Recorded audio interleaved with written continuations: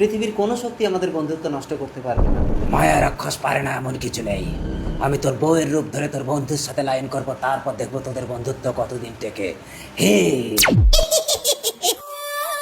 কি হলো বন্ধু, জল খাবি? দাঁড়া, আমি তোর জন্য জল।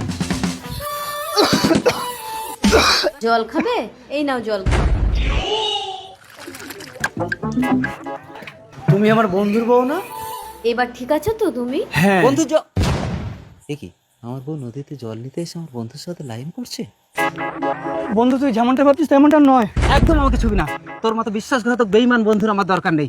আজ থেকে তোর সাথে আমার সম্পর্ক শেষ। যা এখান থেকে। আর মায়া, তুমি চলো ঘরে চলো। এসো।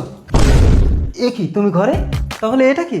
দেখেছো, আমাকে তাড়ানোর জন্য মায়া রাক্ষস আমার রূপ নিয়ে ছল করে তোমার ঘরে ঢুকেছে। না স্বামী, আমি তোমার মায়া, ও মায়া রাক্ষস। না আমি মায়া। না স্বামী, আমি তোমার মায়া, আমি মায়া। না স্বামী, আমি তোমার মায়া। আচ্ছা দাঁড়া দাঁড়া দাঁড়া, কে আসল কে নকল আমি তো বুঝতে পারছি না। এক কাজ করো, তোমরা দুজনেই আমার সংসার। কেন? আমি সতীনের সাথে সংসার করতে যাবো কেন?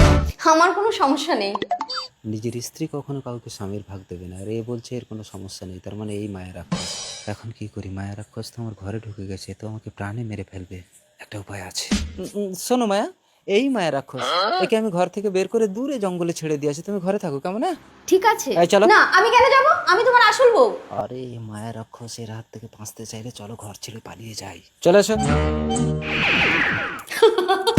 আমি এখনই রাজমহলের রানী। রানী না তো তুমি রাক্ষস। এই ঘরের মধ্যে বন্দি থাকো, তারপর তোমার ব্যবস্থা করছিস।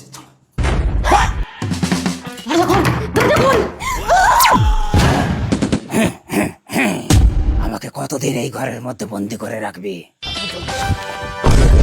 বন্ধু ভাই, আমাকে ভুল বুঝছিস না।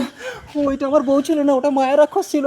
কি বলছিস? সে মায়ের রাক্ষস কোথায় এখন? মায়া রাক্ষসকে আমি আমার ঘরের মধ্যে বন্দি করে রেখেছি। ওই মায়া রাক্ষসের জন্য আমি তোর সাথে বিচ্ছেদ করলাম। ঠিক আছে, ওই ঘরে তুই কোনোদিন ফিরে যাস না। তোরা আমার সাথে আমার বাড়িতে চল। আজ এতগুলো দিন আমাকে এই ঘরের মধ্যে বন্দি করে রেখেছে। 1000 বছর পরেও হলেও এই ঘরের দরজা যদি খুলিস, এই রাক্ষসের আত্মা সারা পৃথিবী বিনষ্ট করে দেবে। মায়া রাক্ষসের দ্বিতীয় ভাগ দেখার জন্য কমেন্ট করুন প্লিজ।